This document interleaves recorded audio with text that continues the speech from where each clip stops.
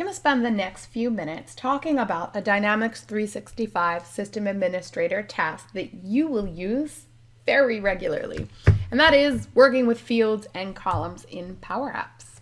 So when we talk about fields and columns, there's a number of things we can do. Number one, we can add a new column to a table. We can edit an existing one. For example, if you have a choice set and you want to add another option, you could do that.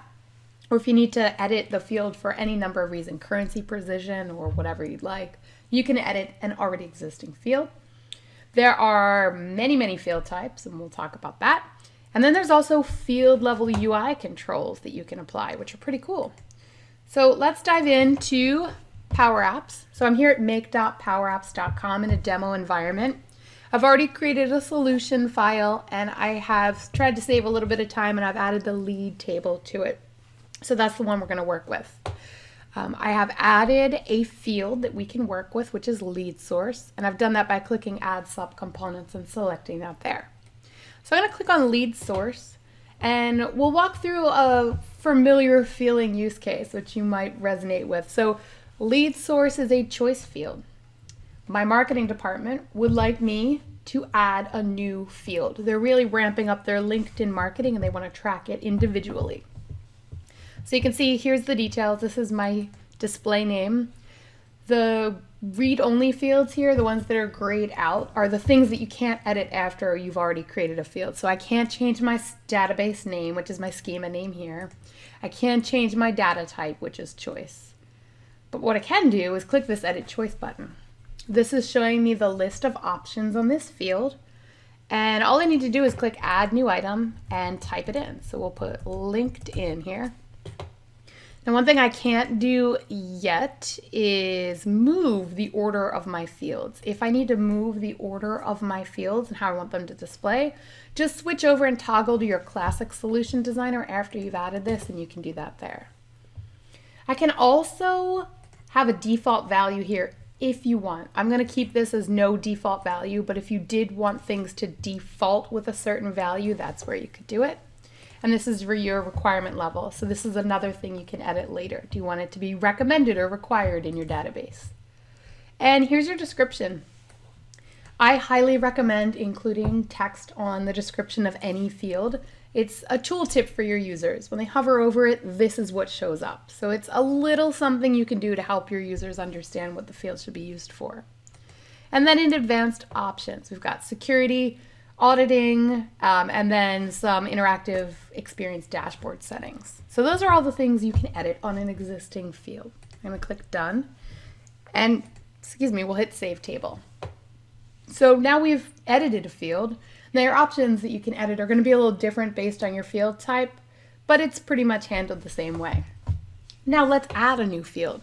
Again, I'm already in my solution file. I'm already on my table, and I'm in my columns area. So I'm going to click Add Column at the top, which opens that same panel on the right-hand side. We have to give this a display name.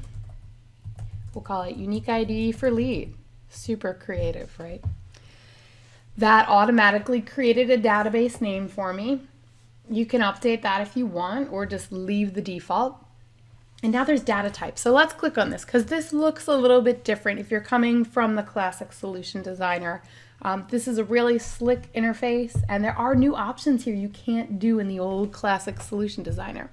So we have a number of text fields. Text is a single line of text. Text area is multiple lines of text. You can have an email address, a URL, so I love that you have specific text uses for this, so you don't have to worry about people not putting the right data in there. So in email, you need the @ symbol, right? So to make sure it's an email, not just free text. And then there's phone number, an auto number. That's what we're going to make. Then we have whole number, duration, time zone, language. There's a couple date and time, whether you want the date and time, date only. Your choice field is what we just did with lead source. That used to be called an option set. Choices is your traditional multi-select option set.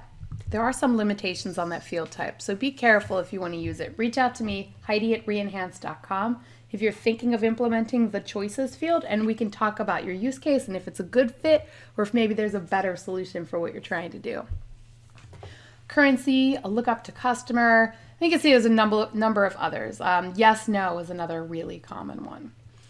So today I thought we could make an auto number field because auto number can be made simply with system administrator permissions here in make.powerapps.com, which is super exciting because prior to Power Apps and this interface, I would have to have my developer write some custom code, or I'd need to use the XRM toolbox to do this. No more. You can do this all on your own. Here's your requirement level. Again, this can be changed later. Then we have a couple different auto number types. Do you want a string prefix number, a date prefix number, or something custom? So we'll do a string, and I'll just do my initials, HN. Select a number of digits, your seed value, where do you want it to start at, and then it shows you a preview of what this is going to look like. And if you realize, well, that's not really what I need, I'm going to have more data than this, you can add some more stuff. Or if you want to change the value, you can change stuff here. If you don't like that prefix and you want it to say like KAE, there you go. Now here's that description field. Add a tooltip for your users so they know what this field is. This field is automatically generated to provide a unique ID for the lead. Great. Click Done and Save Table.